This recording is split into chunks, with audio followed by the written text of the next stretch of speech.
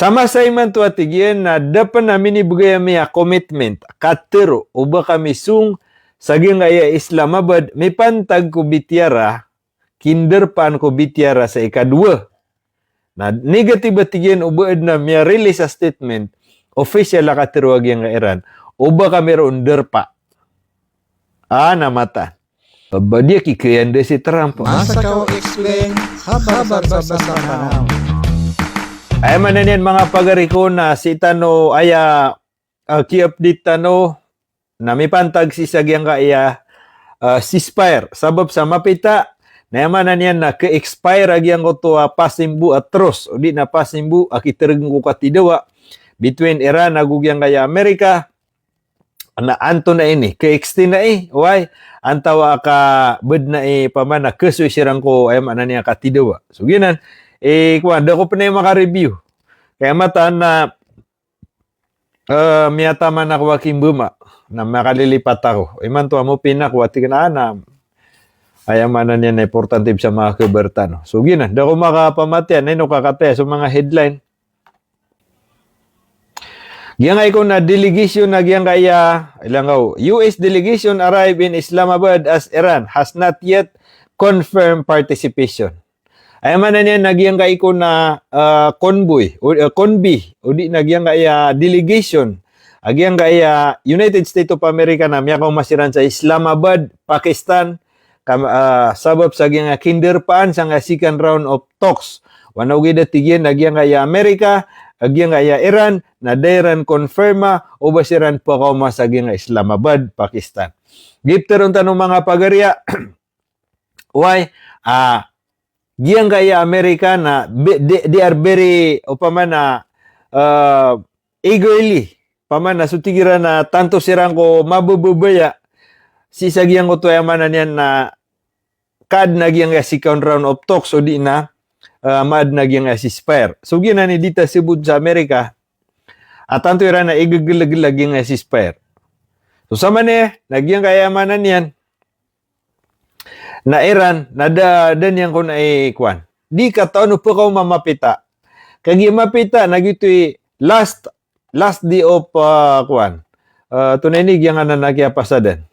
Delegation arrive in Islamabad as Iran has not yet confirmed participation. Sama na tigyan na ika-50 agudwadun agyang kay kaya di ka tidawa inipuon si ko ayama na yan na April April 1 o di na March 30. No negotiation under force. Iran reject talks as a ceasefire near expiry. Tehran reject report on delegation to Islamabad. Iranian state television on Tuesday denied reports that an Iranian delegation had traveled to Islamabad for a new round of talks with United States, dismissing claims of an imminent meeting as inaccurate. Yang kaya Tehran, o di na Iran, na miya panutulag yang kaya Iranian television. Kagi Tuesday, Renijik, dininay niyan, dia pairangkon, agyang kaya katero, ayamanan niyan, agyang kaya na delegation na makapupuon sa Iran, na uba kon somyong o di na miyag travel si sagyang kay Islamabad, Pakistan. Negative ko na taliwas sagyang ko ta ditero nagyang kaya mga reporter miya kasongro din mambu. So yamanan yan na convoy o di na representative agyang Iran na negative kun uba siran ro miya kasong sa masaymanto. Minsan pan, giyang kaya Amerika na miya kataling umasiran ro, as per si sagyang kabar, ugid na giyang Iran na renijikiran, dia pa Iran, o ba ayaman na niyan, na ba dakon, negative ko na nga di mapanutul. Why? Pitero, miyat panutul yaman na niyan na miya kasong siran ro na negative. No Iranian delegation, whether primary, preliminary, or secondary has traveled to Islamabad so far. Sama niya tigin na ayaman na niya na ba primary o di na secondary nganinsan a grupo ire-represent yan nagyang Iran au ba miya kasong o di na miya ka-travel o di na pesung si sagyang ka Islamabad ni pantag ko bitiara sa nga second round of talks. Iranian state TV said according to Al-Mayadin, rejecting report that meeting were scheduled for Monday evening or Tuesday morning. No, Iranian state TV said according to Al-Mayadin, rejecting report that meeting. Ayaman na niyan, nagyang ako na mini report, nagyang Al-Mayadin. Nagyang ko to kompanamya panutul. Ayaman na niyan na nagyang bitira na ipagisig si ikomandi, why na negative. Da kumpana na nakabenar yan. Nagyang di matutula sa social media, nagusang nga report, aba may extempan sa meeting. The denial came as speculation intensify over possible second round of Pakistanian mediated negotiation with the ceasefire due to expire on Wednesday evening U.S. time. Giyang nga iko na denial, udi na giyang nga yung mga tutul, why? Na pupakawla da giyang mga tutulan, may pantag si sa giyang kaya ayaman na niyan na kinder pan manseruman si sa giyang kaya Pakistan, why? Sa giyang kaya man na second round of talks na yaman na niyan na negative eh. With the ceasefire due to expire, sabab sa giyang kaya expected, agiyang kaya kadaklan, udi na giyang kaya mga country, mga tao na mamonitor ni Ranay. Ito'y sabab, expected ko na giyang kaya Iran, napakaw mas isa giyang kaya manan niya na Islamabad, ugay na giyang kaya Iran, na dia pairananan, dinineranan, ubod na statement ang makapupukiran na basiran rosung. So sama na yung mga pagari ko, shout out our Adam sa 10 stars, sokoran naki. So yan ang mga pagari, editano diteron. Pendinay aging Iran. Sarta tira na da, a primary a grupo, udi na sikandere, udi na nganin sa nabaymanan yan na ubasan sung sa giyang Islamabad. As of now, na dapat na commitment agiyang kaya Iran ubasiran sung sa giyang kanan Islamabad mi pantag sa BTR ako ceasefire. Matano? Kauta miyaw na ruang Amerika, miyaw nagatagar si Iran din.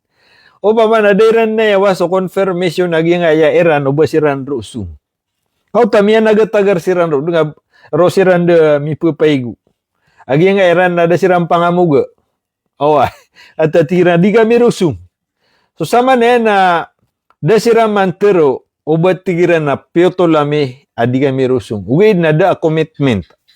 Da inibgiran na commitment o basiran rusum. Ginan. Speaking his weekly press conference, Iranian Foreign Minister spokesman Ismail Vaghi said, so far, we have not made any decision regarding the next round of negotiation according to Tasnim News Agency. Peter Wagi ang kaya spokesperson. Speaking weekly. Spokesperson naging Iran Foreign Ministry. Asya kini Ismail Vaghi na Peter yan. So far, sama sa iman to atigyan na dapat namin ibigay miya commitment katero uba kami sung saging kaya Islamabad may pantag ko bityara kinder pan ko bityara sa ikadwa. Na negative atigyan ubaad na miya release a statement official la katero agyan nga Iran uba kami ron derpa. Namata. Dia kikayan de si Trump. Bida kisah lakawi pagtungirang kaya mata. He said Tehran next step would be determined by national interest while stretching that Washington action have contradict its own claim of speaking diplomacy. Giyang kaya tigin na Tehran, Iran, aya tigin na concern namin na giyang kaya sukapi pagtaw. Interest of the people of Iran. While stressing that Washington nagyang kaya tigin na susuan agyan kaya Amerika. Si kuya manan yan na diran di iteroon na gudiran di gulawlaan. Aya manan yan na aya pagmin yan nang uto di iteroon ni Trump agyan kaya Iran na imanto na aya manan yan na sumiyoron dir siran giya. Na negatiba na natigyan. Taliwas si kuya manan yan na mapipigiram yang na pupakapon sa katero Trump nagusiran Washington. Adiran di tero na kataya na miyang unotera na negative. Peter Wagyang kaya foreign minister spokesperson. Bagi said that the that from the very beginning of the ceasefire, Iran had faced bad faith and constant complaints from the United States. Peter wag yang si ayamanan niya na spokesperson. Ini pun natigyang ko paganay. Oy, at tidawa tao. Tama ni man to. Na pumilin ko madakadlayamanan niya na complain sa isagyang kaya Amerika. Si kukap supa kairan si iko yamanan yan na kaya pasadan na ugyang ko to yamanan na mga katero Iran. Oy. Ang barang-barang na tigin na diran di na mga complain. Bad faith and constant complaint from the United States. Auto, yamanan yan ang kaya tigiran na barang-barang na diran di iteron, kagito katitunan no di na mga complain Iran. He pointed in a particular Washington's earlier and says that the Lebanon was not part of the ceasefire. Ay man na napad sa kapsu pa kay raw kapasadan na si Kokia pasadan na ay niya tiro na lango na kaalia duwag yang kaya America Iran napad sa nga ceasefire. Was not part of the ceasefire despite Pakistan have explicitly said otherwise. Ay man yan na katawan na katawan tano etigin. Agi nga iya mga nga papasad tano. Uy. Agi nga may pantag sa Libano na mapapasado na Udi maapado na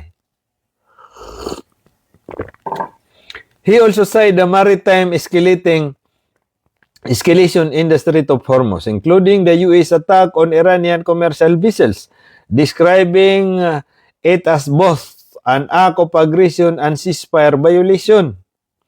Padisama na tigyan, nagyang na pinggulo layran sa nga ayaman na niya na karagatan na Strait of Hormuz. Aki ata kairan, kaya timba kairan sa giyang kutuwa barko Iran. Nagyan na tigyan na marayaganan a violation si ikong kaya pasadan sa giyang kayamanan niya na ceasefire. Padaya tigyan ko kayamanan niya na di ikapaminasa. Agyang kaya Amerika, agyang kanan na kaya timba ka Iran, agukyadak pa Iran sa agyang kanan a barko Iran. Iran will make the necessary decision about the future path with careful consideration of its national interest, he said. Sama na tigyan agyang ka Iran na di mamimikiran will make necessary decision. Ayaman na niya sa tigyan na di mamimikiran sa mafia o di na kailangan plano desisyon di maapekto agyang kaya interest kabaya umadaklataw o di na kapyaan umadaklataw si sagyang kaya Iran.